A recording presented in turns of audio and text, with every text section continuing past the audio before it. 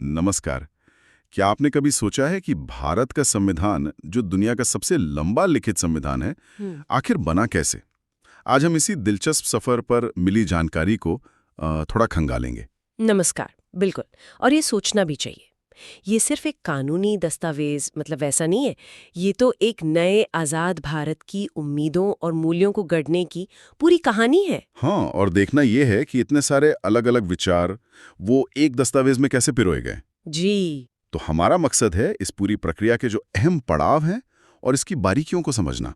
हम्म। चलिए शुरू करते हैं इस विश्लेषण को। हाँ जी। हाँ, तो बात शुरू होती है 1946 से। हम्म।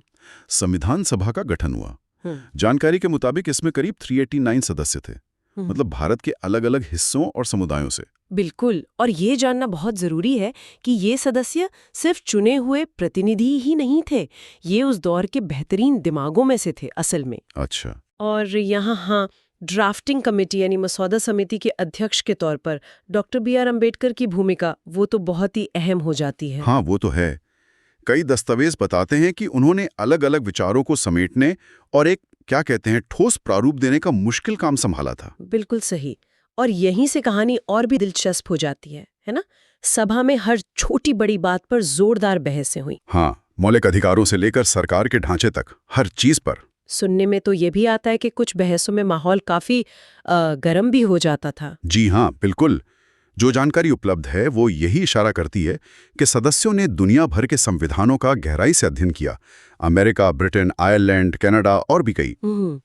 लेकिन सिर्फ नकल नहीं की गई, ये बात समझने वाली है। सबसे रोचक बात यह है कि इन विचारों को भारत की जमीनी हकीकत, यहाँ की विविधता और भविष्य की जरूरतों के हिसाब से ढाला गया। मतलब एक तरह का रचनात्मक अनुकूलन। हाँ, रचनात्मक अनुकूलन कहना ज्यादा सही होगा। बिल्कुल। जैसे मिसाल के तौर पर राज्य के नीति निदेशक सिद्धांत, यानी वो सिद्धांत जो भविष्य की सरकारों के लिए एक गाइड का काम करते हैं। ये आयरलैंड से प्रेरित थे, पर इन्हें पूरी तरह भारतीय समाज के जाते जाते एक सवाल सोचने के लिए छोड़ जाते हैं।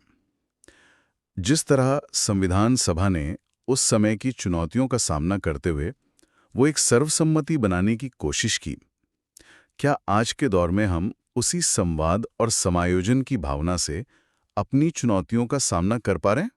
ये सोचने वाली बात है।